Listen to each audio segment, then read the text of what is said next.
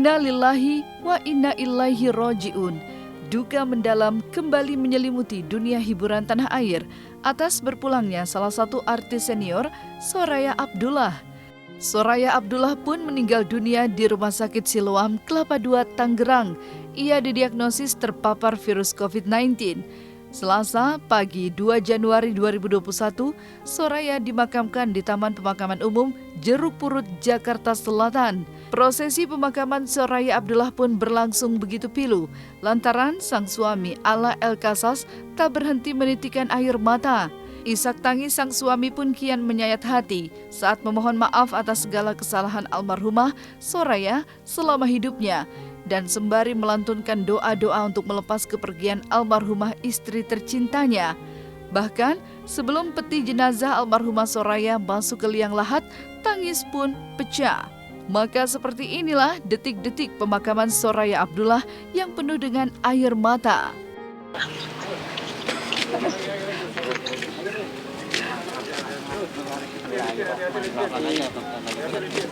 Aduh, boleh ya? Dari sini. Sebelah sini. Aduh, omannya jatuh. Di kayu, tarik kayu man. Dari ujung. Saya Ala El Kasas sebagai suami dari Umi Soraya bertanggung jawab atas hutang Umi Soraya. Saya minta maaf sebesar-besarnya, sedalam-dalamnya. Kalau ada salah, kalau ada kurang, kalau ada kata yang gak enak, mohon dimaafkan. Mohon maafkan. Sekali lagi mohon maafkan. Umi kalau hutang sama siapapun bisa tagih ke saya. Kita salat, tolong doakan seikhlasnya.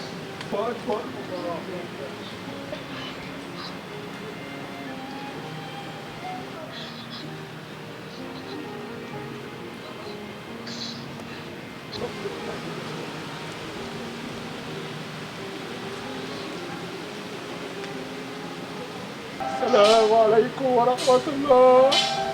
Assalamualaikum warahmatullahi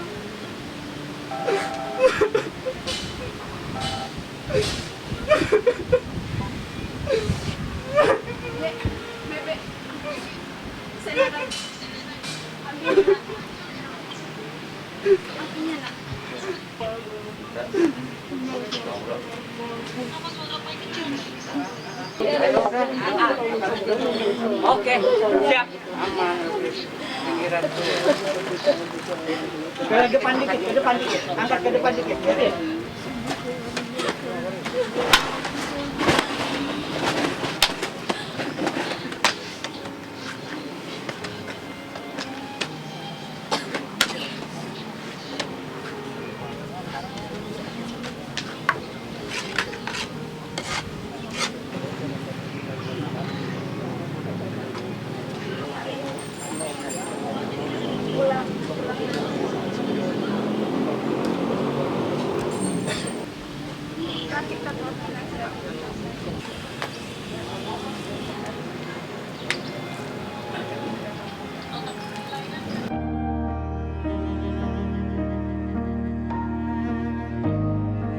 Kepergian Soraya Abdullah menghadap Yang Maha Kuasa membuat sang suami Ala El Kasas sangat terpukul. Kehilangan istri tercintanya yang begitu cepat seakan menyisakan duka yang teramat dalam di lubuk hatinya. Usai memakamkan almarhumah Soraya, sang suami pun tak sanggup bicara di depan awak media lantaran masih sangat syok. Sementara itu, salah satu keluarga dekat almarhumah pun menjelaskan tentang kronologi meninggalnya Soraya Abdullah. Dan benarkah sebelum meninggal dunia kondisi Soraya sempat membaik hingga belajar untuk duduk dan berdiri? Selain terpapar COVID-19, almarhumah Soraya juga memiliki riwayat sakit asma. Tanggal 18 itu sempat masuk 18 Januari ya. Sempat masuk ICU. Terus tanggal 19 dikatakan membutuhkan donor plasma darah ya. Itu dengan golongan darah B, resusnya positif, D+ begitu.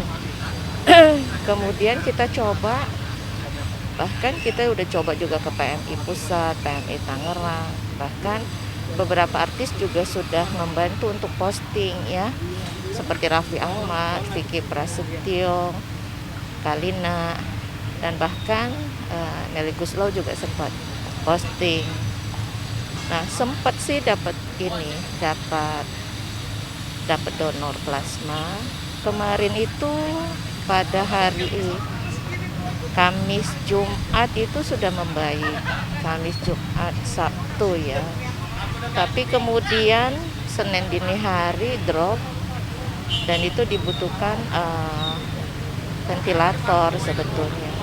Tapi belum sempat, dan ternyata Mbak Aya sudah nggak ada.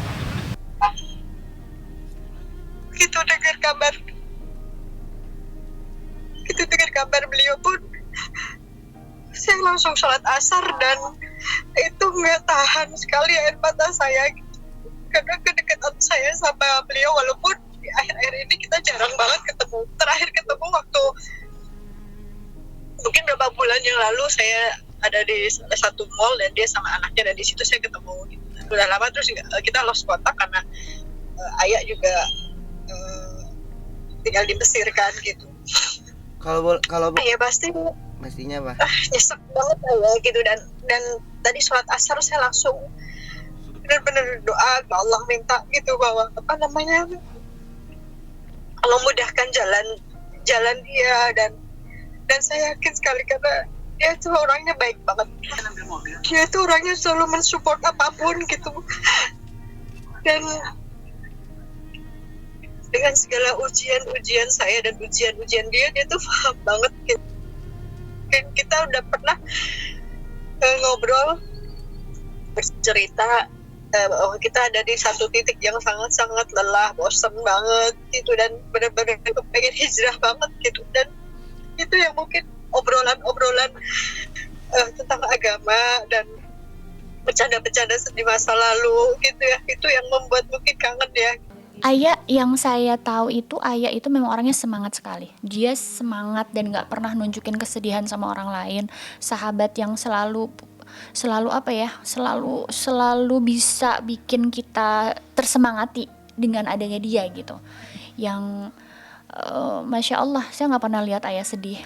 Saya gak pernah lihat Ayah terpuruk dalam ujian apapun gitu ya. Dan bahkan yang saya ingat nasihat dia ke saya, jangan pernah raguin bahwa ketika kita meninggalkan sesuatu karena Allah akan ganti dengan lebih baik gitu. Itu yang sampai sekarang saya selalu ingat, dan saya dari tadi itu flashback kenangan saya sama Ayah. Masya Allah gitu, Ayah membuktikan sekali ketika dia berhijrah dengan total, dan Masya Allah sampai Allah memilihkan jalan kematian yang sangat indah menurut saya ya.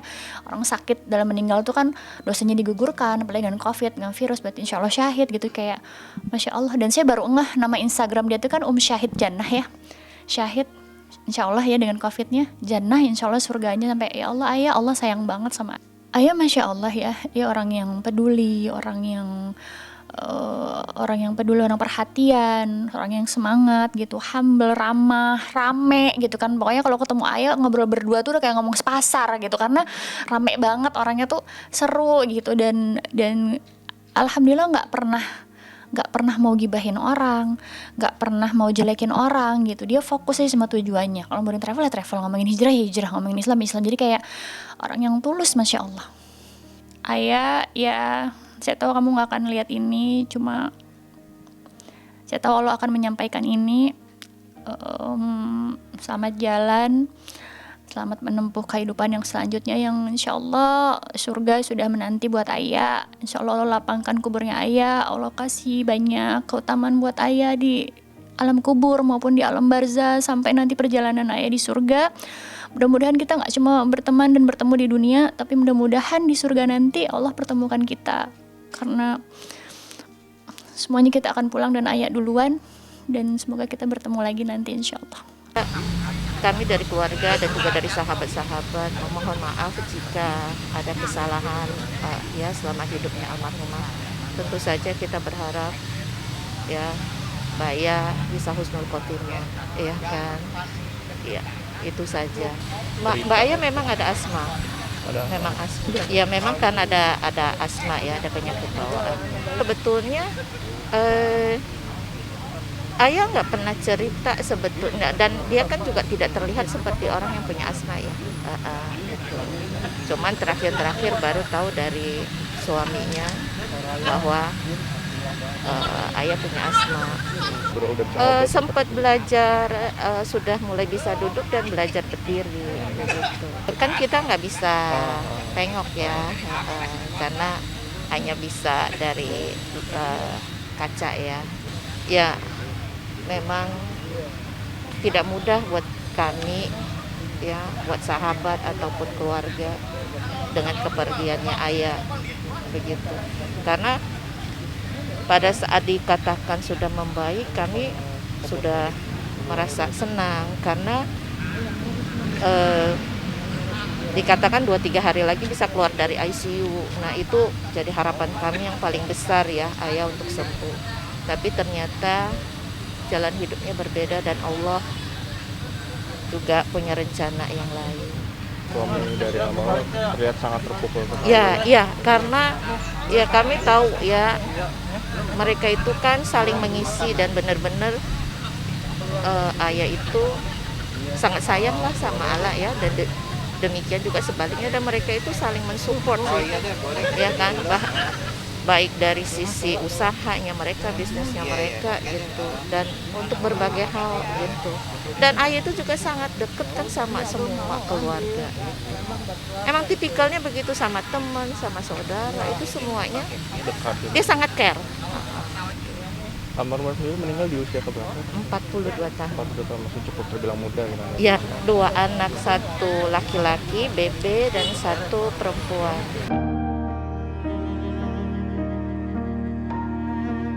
Lahir pada tanggal 1 Agustus 1978, Soraya Abdullah dikenal sebagai sosok yang periang, peduli, suka membantu, serta memiliki sifat yang begitu baik di mata orang-orang terdekatnya.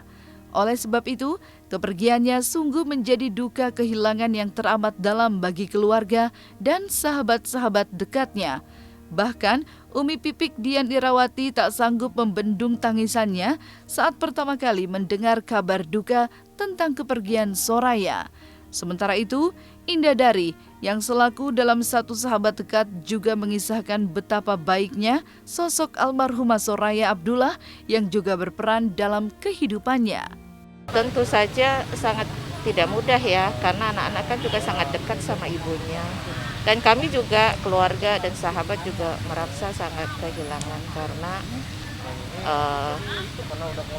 jujur saja ayah itu kan orangnya sangat baik ya, dan ya kalau kita bilang orangnya cukup ramai, dan apapun kalau kita ada masalah, ayah yang selalu maju untuk membantu gitu. Kalau ayah itu kan sangat care, dan kalau ke rumah saya tuh kan selalu nanya kondisi mama saya. Dan juga kalau telepon itu kami bisa telepon berjam-jam karena kebetulan kami juga di usaha yang sama. Ya, ayah ini kan aktif untuk di industri pariwisata, seperti membawa jamaah ke Aqsa, ke Mesir begitu. Jadi apapun sebetulnya bisa kami obrolkan, dan kami punya background yang sama karena kami juga sama-sama di media kan ya. Jadi bicara tentang dunia artis, dunia media, sampai juga dengan soal keluarga, dan juga bahkan sampai di industri pariwisata.